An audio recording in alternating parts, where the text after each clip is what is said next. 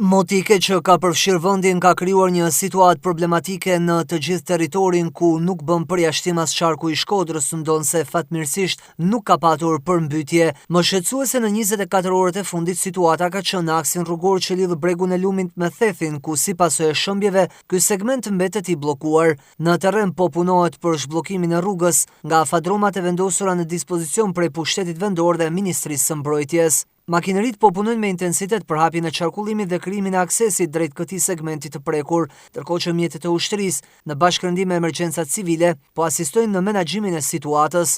Banorëve ju kërkohet që deri në një njoftim të plot për hapjen e këtij segmenti rrugor të mos tentohet të kalohet pasi u vjet në rrezik jeta. Ndërkohë në komunikimin e strukturave të Komisionit të Mbrojtjes Civile, situata në gjithë territorin sipas bashkive paraqitet si më poshtë. Në Bashkinë e Shkodrës nuk ka patur problematika, ndërsa vetëm në disa fshatra është raportuar për ndërprerje të energjisë elektrike.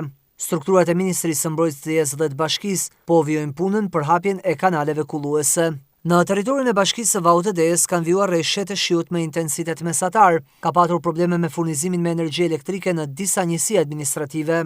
Edhe në Puk ka patur rreshje me intensitet mesatar dhe nuk janë raportuar fatmirësisht probleme, ndërsa më shqetësuese situata ka qenë në Bashkinë e Fusharzit, ku rreshtet kanë qenë me intensitet të lartë, shoqëruar me shkarkesa sporadike të rrufeve.